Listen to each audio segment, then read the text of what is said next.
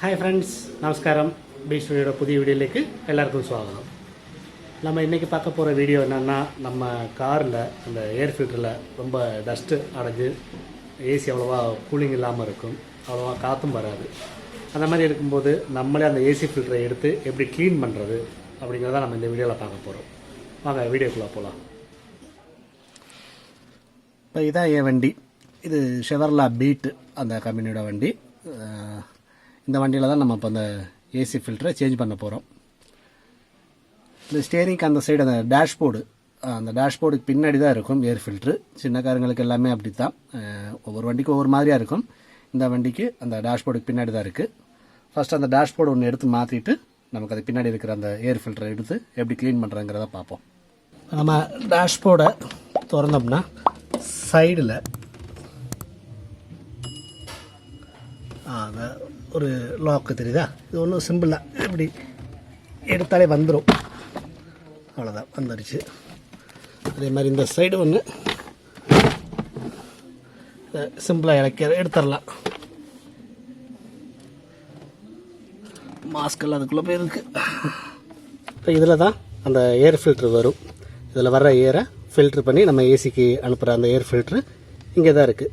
இப்போ இது ஒரு சைடில் இந்த மாதிரி ஒரு லாக் ஒன்று இருக்கும், அதை ஒன்று ப்ரெஸ் பண்ணி எடுத்தோம்னா இது வந்துடும். இந்த இருக்குது ஏர் ஃபில்ட்ரு, வெளியில் எடுக்கலாம். அந்த இலை பொடியெல்லாம் இருக்கிறதெல்லாம் தெரியுதா? நல்லா தூசியாக இருக்குது, ஒன்றும் சுத்தம் பண்ணலாம். இப்போ இதுதான் அந்த ஏர் ஃபில்ட்ரு. ஒன்றும் இல்லை, ரொம்ப சிம்பிள் தான். சும்மா தண்ணியிலே வாஷ் பண்ணோம்னா போதும், க்ளீன் ஆயிரும். இப்போ இது ஒன்று வாஷ் பண்ணிட்டு வரலாம். ஃபஸ்ட்டு கொஞ்சம் பொடியெல்லாம் இருக்குது, அதெல்லாம் ஒன்று தட்டி களையலாம்.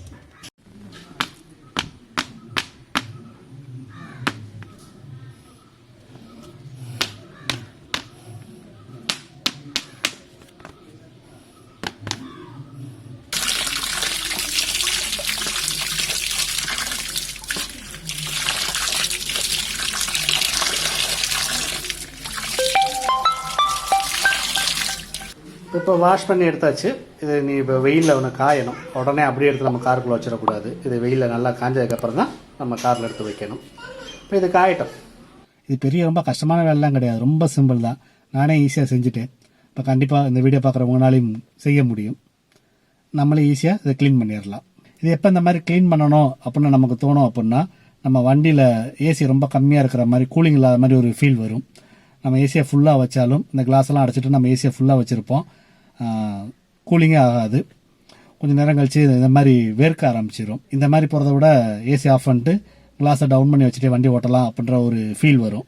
அந்த மாதிரி வர்றதுக்கு ரெண்டு காரணம் தான் இருக்குது. ஒன்று, ஏர் ஃபில்டரில் இந்த மாதிரி நிறைய தூசி வந்து அடைஞ்சிட்டு காற்று உள்ளே வராமல் ஏசி அவ்வளோ ஒர்க் ஆகாமல் அந்த ஏர் ஃப்ளோ ரொம்ப கம்மியாக இருக்கும். ரெண்டாவது, அந்த கூலிங் கேஸு கம்மியாக இருக்கும், சிலப்போ தீர்ந்து போயிருக்கும். இப்போ இது ரெண்டு தான் மெயின் ப்ராப்ளம். நம்ம அந்த ஏர் ஃபில்டரை க்ளீன் பண்ணிவிட்டு கூலிங் அவ்வளோவா வரல, இது ஒன்றும் ஒர்க் அவுட் ஆகலை அப்படின்னு தோணுச்சுன்னா கண்டிப்பாக கேஸ் தீர்ந்துருக்கும், கேஸ் ஃபில் பண்ணணும். இப்போ இதை ஒன்று ஃபில் பண்ணால் தான் நமக்கு ஃபுல் ஏசியில் நல்லா சில்லுன்னு வண்டி ஓட்ட முடியும். இப்போ நம்ம ஏர் ஃபில்ட்ரு வெயிலில் நல்லா காஞ்சிருச்சு. இதை நமக்கு செட் பண்ணலாம். சிம்பிள் தான், எடுத்த மாதிரியே அப்படி ஈஸியாக வச்சிடலாம் நம்ம.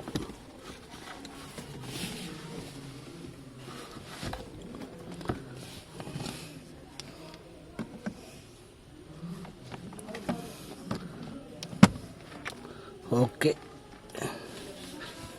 நீ அடுத்த டேஷ்போர்டு.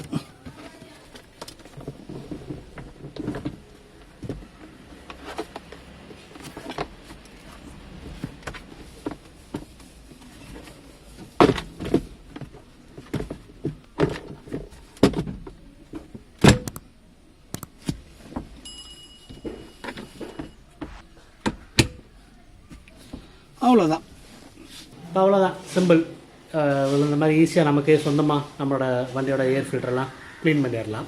இப்போ இந்த வீடியோ பிடிச்சிருக்குன்னு நினைக்கிறேன். பிடிச்சிருந்தால் லைக் பண்ணுங்கள், கமெண்ட் பண்ணுங்கள், மறக்காமல் நம்ம சேனலை சப்ஸ்கிரைப் பண்ணுங்கள். நமக்கு அடுத்து ஒரு வெரைட்டி வீடியோவில் பார்க்கலாம்.